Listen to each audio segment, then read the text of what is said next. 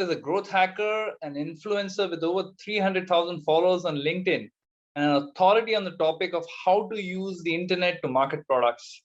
He's been in this business since a very young age. His first startup was at the age of 19 years. And since then, he's worked for companies like Uber, Klook, and now he runs his own company. He's done over 60 workshops in top companies, educational institutions, and many such events. Good evening, Vaibhav, and welcome to this Going Digital series. It's a series of discussions with authorities on various topics. And today we're going to be talking about this very interesting topic, which is relevant to all CXOs, relevant to all startups and mid-sized companies, which are keen to, grow their business. We're going to talk about growth hacking. We're going to talk about personal branding. So thanks for coming on this session, Vaibhav.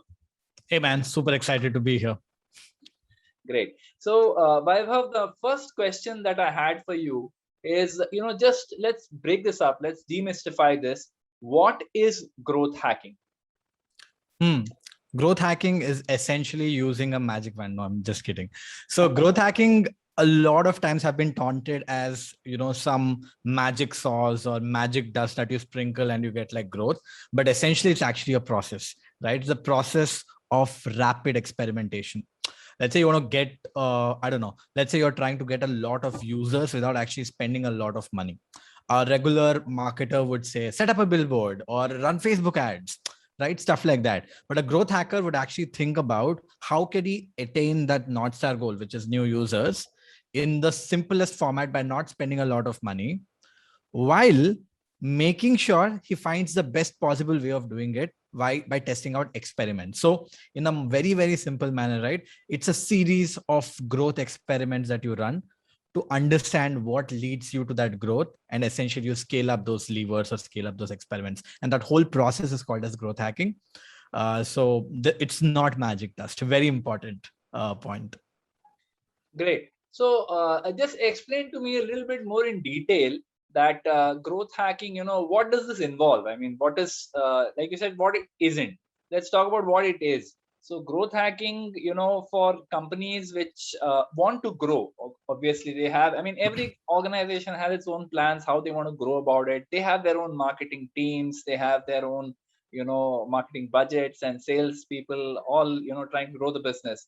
So what is it that growth hacking does? What is it? What's it about growth hacking that's different? Tell me about that. So it starts from the North Star metric. Usually what happens is a growth hacker is a person whose true focus is, or the true North Star is essentially growth, right? So it starts from the problem that you're trying to solve.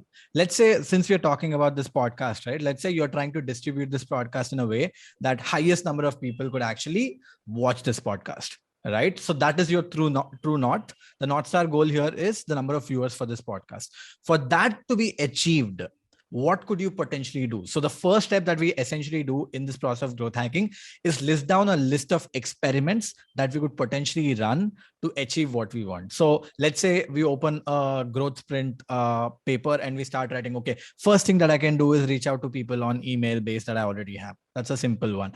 2 is I'll make people, I'll use my personal social handles to kind of share this on my social media.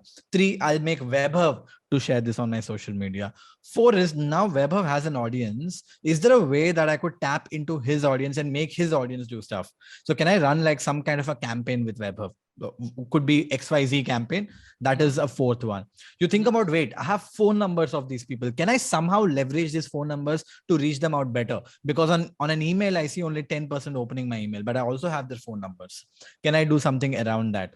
That's one more experiment. Okay, now I have email IDs and phone numbers both, but I'm looking for more viewers to watch this content. Can I build a lookalike audience, or can I build an audience on Facebook and run this as an ad to build top of funnel and generate more views? That's one more experiment, right? So if you think about all this, right, every time when you're trying to achieve something, you always are thinking about tactics. Right? These are all growth experiments. Now, once you have listed down all the growth experiments, we do something called as growth sprints. right? So we start running the sprint of doing one experiment, second experiment, third experiment, fourth experiment, fifth experiment. I've oversimplified here, right? But you get the point. And we look at what kind of experiments are leading to what kind of results based on the amount of money that you're spending. You look at ROI as well, right? In this aspect. So you're here, you checked out emails. In emails, you realize, yeah, it barely costed me X, but it got me X number of lift, X percentage of lift, right? But you saw Facebook ads. I told you, like, you could potentially run like build an audience around your network, build a lookalike and run an ad. There you're looking at how many users am I able to new users am I able to get to view the content, as the cost that I am incurring, does it make sense? If it is making sense, that becomes a like a successful growth experiment. If it doesn't, it's a unsuccessful growth experiment. So from 10s, 20s, 30s of experiments, you come down to 3, 4, which you know for a fact works great. So next time there is a new podcast that is running, you know what to do, right? So this overall process of listing down experiments, running sprints to go through all these experiments, looking in data to see which experiment is making sure working based on OMTM. That's something called as one metric that matters. The metrics that you look at to understand if an experiment is going your way or not. Based on that, you finally conclude that, okay, there was this growth experiment that I ran. And right now, out of 10 that I ran, 3 are successful growth experiments. So they become growth hacks, a very, very commonly known word. And then there is one more layer, which a lot of people kind of forget to talk about. That is scalable growth hacks. Is something that I'm doing right now infinitely scalable, right? For example, a Facebook ads is infinitely scalable, right? But you sending out emails to people is not infinitely scalable, because you're constrained to the number of email lists that you have, right? So that's a growth hack, and that's a scalable growth hack. So I think we covered quite a few things. We now know what growth hacking is. We now know what growth experiments are. We know what a growth sprint is, running that experiment. We know what one metric that matters is, that one metric which will conclude if the experiment is successful or not. And if one of the experiment is successful, that experiment kind of becomes a successful growth experiment or a growth hack. And then the next step of it is, if you are able to scale that experiment, that essentially becomes a scalable growth hack. Give me an example of that one metric, Vaibhav. That will make things a little bit clearer. So OMTM, or one metric that matters, is that, so inside a growth experiment, right, your North Star goal is essentially, in this case, number of people who views my content. But that is probably not the right metric every time, based on the team that you have. For example, your email team is sending out emails. They should not optimize for, they'll probably are optimizing not for number of views, but number of open rate, because open rate is eventually converting into a click through, right? Okay. So what is that one metric, that channel you're optimizing for? That's one metric that matters. So on a broader lens, right, here it might get a little confusing. Let's say my North Star goal is getting 100 million downloads on my app, right? For you to get 100 million downloads, your marketing team job is to run ads successfully. Yeah. Your retention team is to make sure that the team kind of, whoever is landing, or let's say your ASO, App Store Optimization team's job is to make sure that the maximum number of people who land on the landing page convert. If you think about it, the North Star goal is total number of app installs. But your ASF, App Store Optimization team's job is to make sure the conversion rate is higher. You see how they have two different metrics. For example, your support team's job is to make sure they reply to all your support tickets in the 6-hour tag. If that doesn't happen, you're going to get negative reviews. As a result, it's going to impact your downloads, because your rating goes down from 4.8 to let's say 3.2. Obviously, the conversion rate drops. As a result, the number of people downloading your app drops. So essentially, kya hota hai? So essentially what happens is, the whole team is working towards a North Star goal, but the smaller teams inside the company, or inside of what you're trying to achieve, have a different metric which contributes to that North Star goal. And that is called as a one metric that matters. Got it. So Vaibhav, this honestly sounds like a lot of work to me, right? I mean, if you look at all the different elements that you're talking about, right? There's so many 6-7 elements that you spoke about, all of which are important. You get one wrong, the whole thing can, fall flat on its face. Now, given these many elements involved, what kind of companies do you think will really benefit from this kind of a growth hacking thing? Where there's a lot of due diligence, a lot of thoroughness that's required. You do an experiment involving maybe 15 elements, then you shortlist 4, and then you start hitting on that. There's a lot of work involved here. So what kind of companies, what size of companies will benefit from this? Here's a funny thing. Every size of company. I'll tell you why. A startup's KPI or a North Star is very different. A startup is trying to acquire users very fast for for a very cheap way. While a Facebook is trying to expand the audience base in itself, because Facebook's toughest, I mean, if you think about Facebook, right, what they're trying to solve is to acquire more and more people, right? In 2011, Facebook did growth hacking. Okay. Facebook has been doing growth hacking across the board. And one of the experiments that you might have heard of is internet.org. Now you might be like, Vaibhav, is that an experiment? Of course it is, right? Because Facebook realized, yeah, the number of people that we have on the internet, the number of people that we have with access to internet is over. I can't acquire more people. So I have to get more people on the internet. Yeah. So while the North Star goal was to actually get more users, there one metric that matter for internet.org is get first time internet users to use internet. As a result, they can use Facebook, right? A small business job is looking at something like podcast views, while a Facebook is trying to expand, right? Again, it's not a tactic, it's a process. And every business today is kind of adapting it, especially internet businesses. In fact, nowadays, I mean, for small business, it's absolutely a no-brainer, right? Most inexpensive ways. You're looking for frugal ways of growing. So it's a no-brainer. That's what a lot of people think, it's only for small businesses. But bigger businesses are actually also relying on it, because it's experimentation in the end. For example, I would say the biggest growth hack for Uber in India is launching cash. Right now, this might not sound like, Weber, was that growth hacking? No, it was data-driven decision, which was an experiment. I was part of that experiment. We launched that as an experiment. It worked out. As a result, we opened up for everybody. And that became one of the biggest lever for growth. Is that not growth hacking? Of course it is. It's following every process that I just told you, right? Yeah. Or for example, I don't know if you heard last year, Diwali, Google Pay did the stamp collection wala ek hack, right? Okay. Where it said, every time you transact, you'll get a stamp. And if you get all the 6 stamps, you'll get 250 rupees. So people started to transact left, right, and center for 1 rupee also, just to make sure that they're getting the stamps. And it was not 250 rupees anymore. It was a viral effect that actually hit. But what is that? What is the goal that Google had? Was it the number of transactions? Probably not. Google was trying to make people used to the mechanism of how to make a payment. That was their North Star. And this was an experiment that worked. So irrespective of the size of the business, understand what you're trying to achieve. List down the number of experiments, list down a bunch of experiments that you think will work. Test them out in sprints and see what works. Whatever works, you scale that up.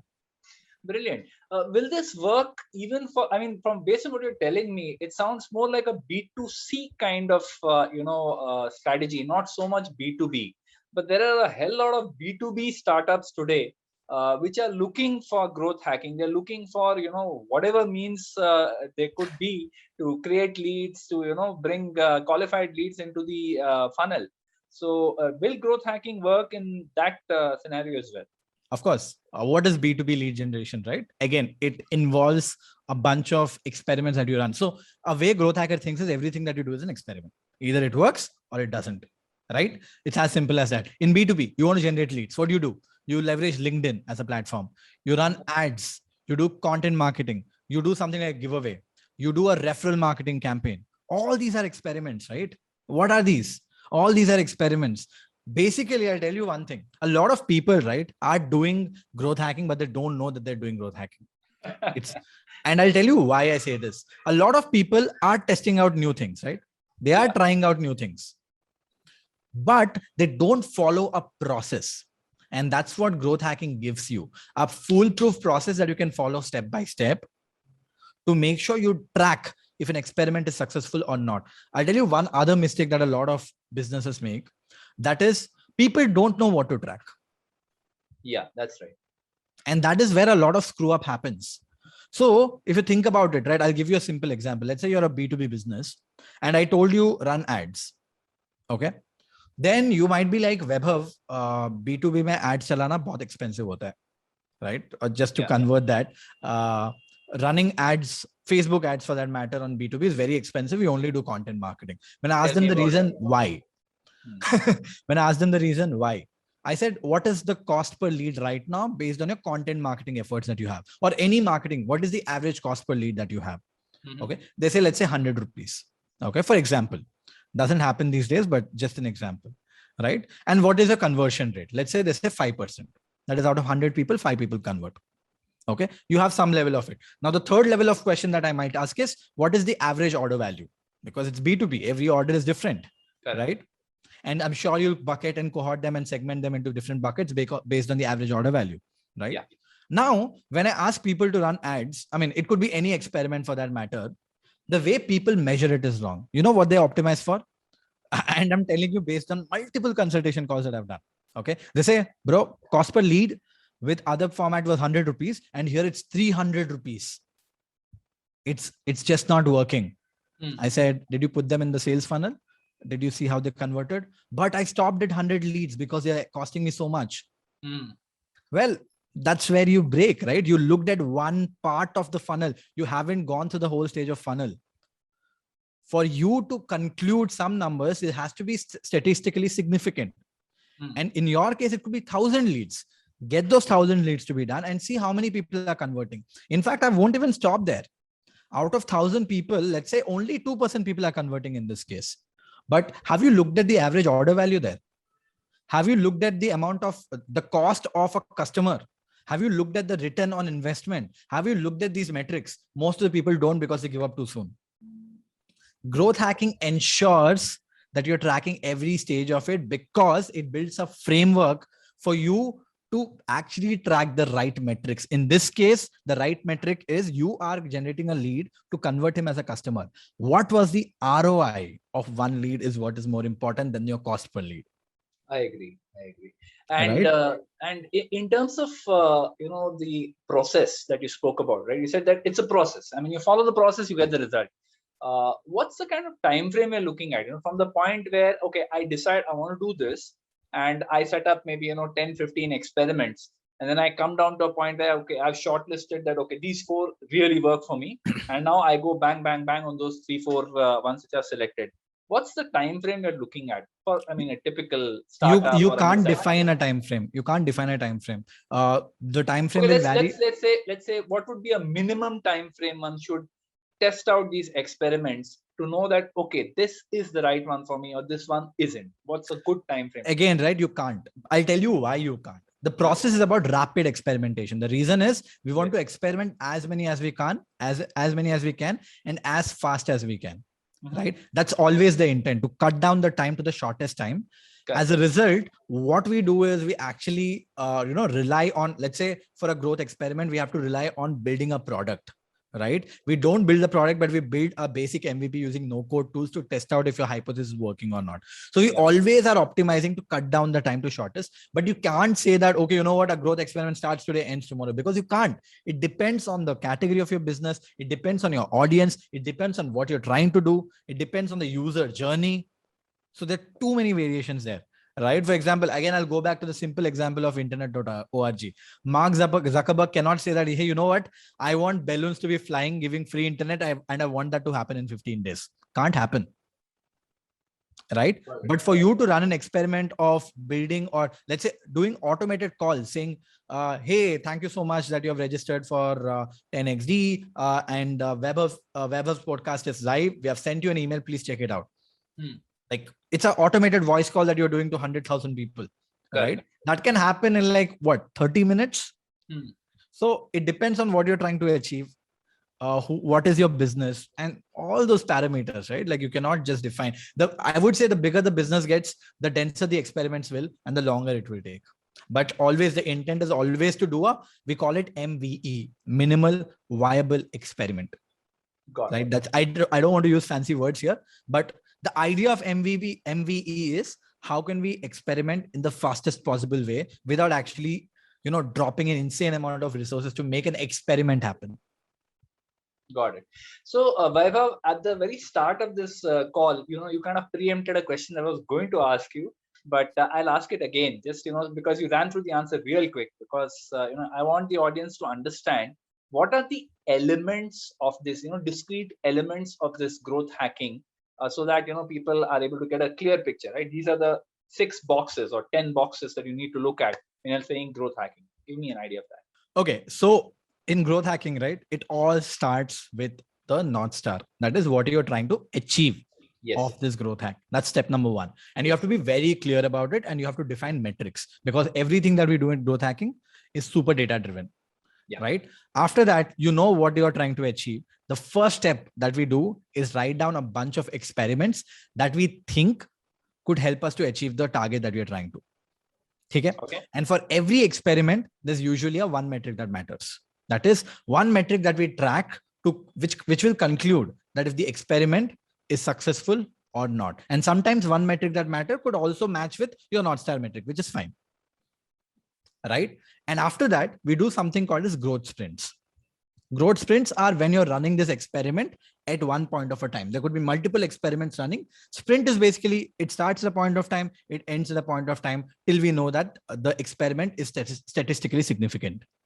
Right. Once that is done, we check if the growth experiment is successful or not. If the growth experiment is successful, we start calling it a growth hack. Right. But most of the growth hacks usually have a very low, how do I put it? Very low lifespan. That is, once you start doing it, if people start replicating it, it will die down. It becomes a tactic, right? So you want to stay away from tactics. But a growth hack, which is infinitely scalable, which will keep helping your business to grow, your North Star to help you to achieve North Star on an infinite level, we call that a scalable growth hack. So this is how the process flows in. And something that I kind of miss talking about, right? Like if you think about the difference of a marketer versus a growth hacker, the major difference comes in on the stage of the funnel. So when you think about a marketer, right, he's usually focused on awareness and acquisition. Yes. What do I mean by that? A marketer will say, okay, I'll run ads. Okay, I will set up a billboard. Okay, I'll do a very interesting creative. And it stops there. Yes. Right? Because his KPI is number of downloads. But your business growth doesn't mean the number of downloads for your business means nothing, because you could have 1 lakh downloads, right? But they're barely like 100 people using your app. It's useless. So a growth hacker actually looks at every stage of the funnel, because your North Star is growth, like not downloads, growth. And a lot of people also confuse, isn't growth downloads? It's not. I'll tell you the difference. Right? So awareness, if you think about a pirate funnel, right? It's awareness, acquisition, activation, sometimes retention, referral. So these are like essentially the 5 stages of funnel. And of course, if you have raised enough money and if you have got to the stage, you'll also do revenue, right? Yeah. Funnily, revenue is not been spoken for like 2-3 years these days, but this is the stages of the funnel. Yes. Right? A growth hacker is actually making sure that a user is flowing through every part of it. I'll give you an example of an e-commerce, right? So because it's probably the simplest way of thinking about it, what does a marketer do? A marketer probably runs ads. People click on the ad. They come on the store, probably add to cart and maybe buy. Right? Yeah. That is how a marketer looks at. In e-commerce, the marketer has the highest amount of, how do I put it? Skin in the game, because it's usually tracked based on number of people who actually buy. But if I break this down on stages of funnel, right? Someone looking at the ad is awareness, right? Yeah. Someone clicking on the ad and landing on your landing page is probably acquisition to an extent, or adding to cart is probably acquisition sometimes, right? And then the user purchases, revenue happens, and it stops there. But a growth hacker is looking at, okay, it costed me $10 to acquire this user for the first time, and his average order value is $8. How will I make money off him? He has to make a purchase again. Correct. So he is also looking at, how do I make sure the guy who came in can refer 2 other people, so that my ratio, the factor of, or the ratio of referral goes up. As a result, for every user that I'm acquiring, I'm actually acquiring 1.2 users, not 1. And also, the growth hacker's job is to make sure that the user is coming back. Retention is also a part of his job. The user is coming back and making a purchase again. So again, right, like the experiment that I'm talking about is not only acquisition and, like not only the first touch point. A growth hacker is going through every stage of it, because it's truly focused on growth. Got it. So again, you preempted my next question, but I think you've answered it pretty much. It's a more holistic method than the traditional marketing that we have seen. It's more holistic. Correct. Will this method of growth hacking, will it vary from company to company or from industry to industry? Will it vary, or it's the same process no matter which way we look at Process it? is same, irrespective of the size of the business, kind of the business. The experiments will vary, right? So it's a framework. It's nothing but a framework that you're sticking to. Again, you might skip a step, which is fine based on your industry. For example, right? Let's say you're in the internet business where nobody seems to care about revenue today. You remove that step completely, right? So that can happen, but essentially the framework is still the same. There's nothing much changing there. Got it. So here's a question to understand a little bit what this delivers, right? So give me some examples, maybe what are the kind of results that you have seen, that companies have achieved using growth hacking? Maybe any examples of some of the most challenging situations you got great success. Any examples you want to share? Sure. Challenging situations. Oh yeah. Okay. So there was this startup. I don't know if I can name it, but let me put it. There was this e-commerce D2C business. Okay. Yeah. They were very new, raised like $2 million in funding, right? They were spending a ton of money on ads. Basically, it was not a straightforward e-com player. So it was, how to put it, it's a personalized player where you enter a bunch of traits and it'll recommend you products, a customized product for you.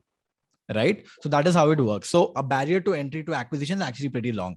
It's not like click, add to cart and buy, right? So there, they were seeing a lot of add to carts to happen, but because it's a customized price, a lot of times for a user, it's like, oh man, it's so expensive because initial price said X, right now it's 1.8X because of the options that the guy selected or the girl selected.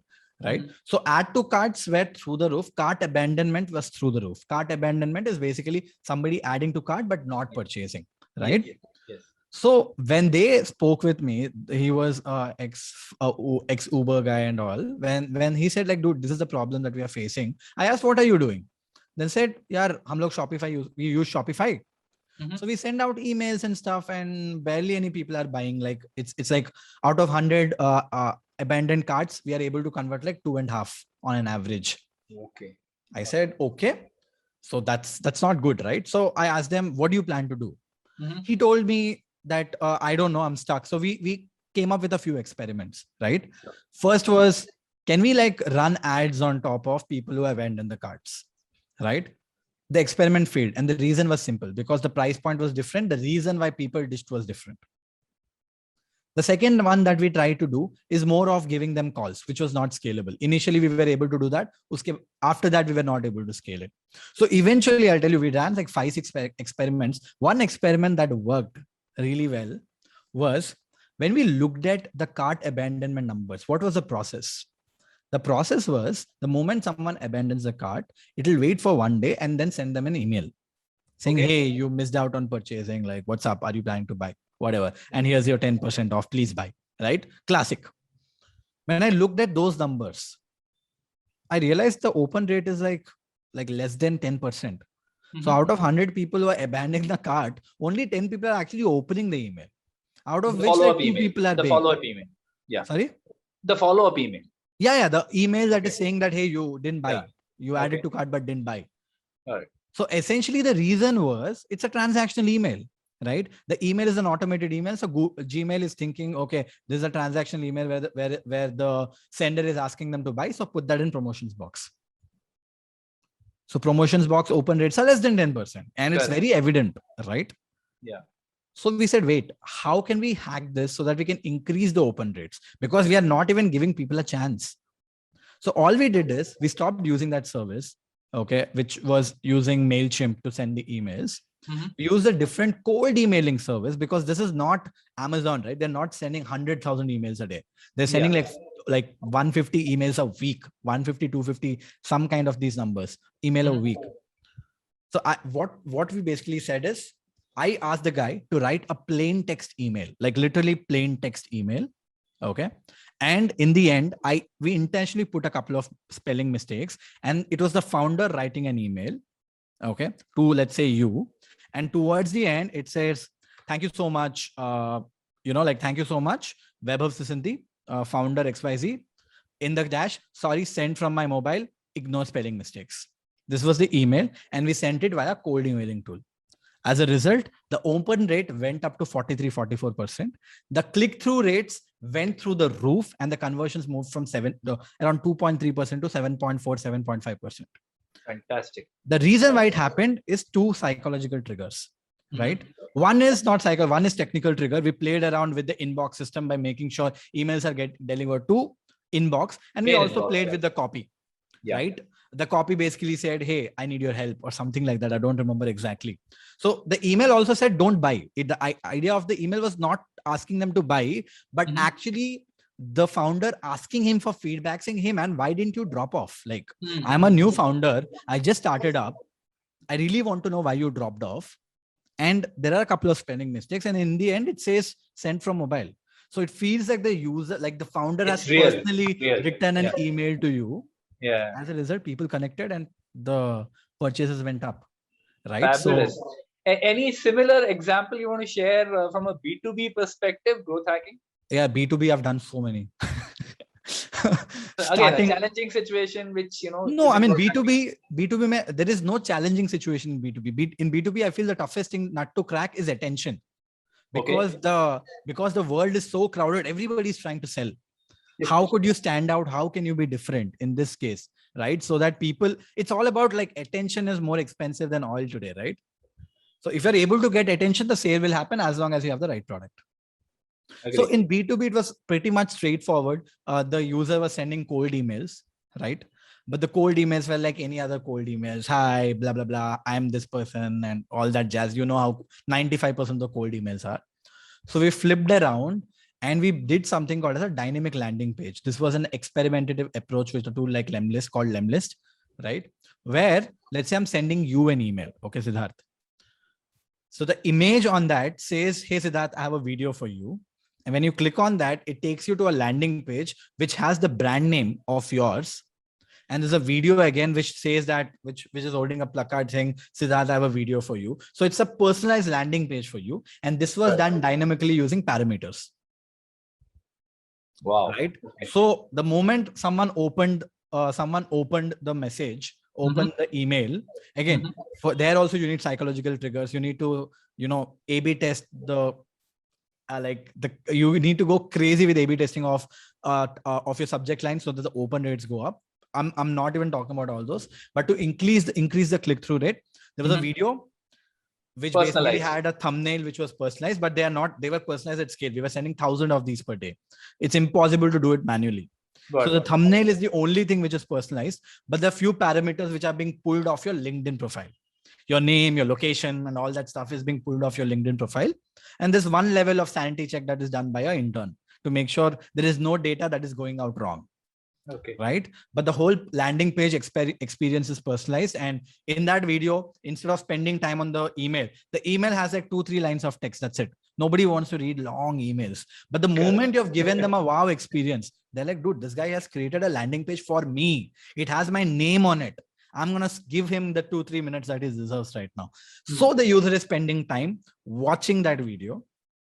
And this client in this case, right, was also chasing other B2B businesses. Towards the end, the video says, by the way, if you love this experience, I'm happy to talk about how I pull this off in the video in the call as well. Book a call below. Right. So, yeah. Lovely. That's fantastic. So some of these examples are so powerful, Vaibhav. If you can just share with us that, in this method, okay, when we're looking at growth hacking as a method, what kind of challenges could an organization face, in this growth hacking journey, and how does one handle? I think the biggest thing that a lot of people do is they go by gut and not by data. And a lot of times they think it's data which is talking wrong and it's their gut which is saying right. And this is one of the biggest mistakes that I see people doing across. In fact, I also fall into this bias a lot of times. Right. Okay. So that is one mistake that a lot of people make, which results in just bad experiments, right? Like you're not able to track those experiments at all. Two is, I think one other big mistakes that people do is they give up too early. So they have 15 experiments listed. They've got to 7 experiments. All of them have failed. And they're like, not gonna work. Leave it. This is not for me. Boss, your successful experiment is number 11. You didn't get there. So when you're doing growth hacking, right, you need to have an appetite to fail. If you don't have an appetite to fail, then you're never going to succeed. Right? Because you're looking for ways to grow which other people haven't. You're discovering a process. Right? You will fail. I think that's a fantastic thought, Vaibhav, that the fact that people give up before they find that pot of gold. So very nice, beautiful. One more question related to this. This sounds like a lot of, like I said at the start, sounds like a lot of work.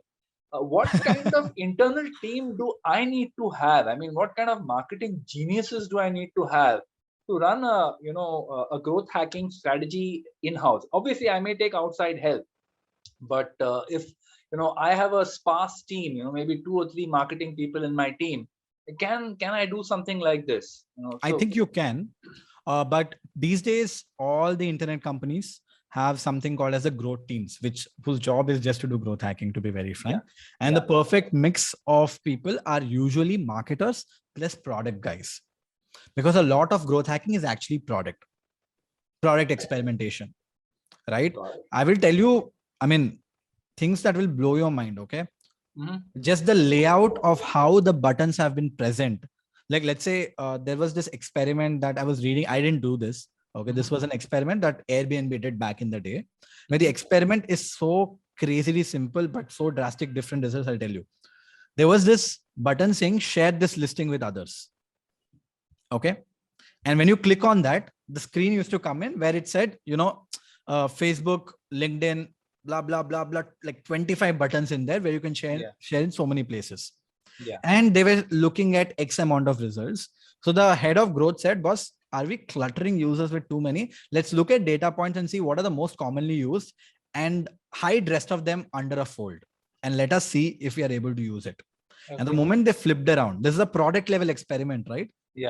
Right. And the market is only tracking numbers. He's doing nothing else. The moment they flipped around, where they said they removed all of them under fold, saying under a see more button, and moved like Facebook as big, nice Facebook button, big, nice Twitter button, big, nice LinkedIn button, or big, nice WhatsApp button. They saw the conversion improve by like 300% or something. By just simplifying things, they've increased the conversion. Now, whose job is this?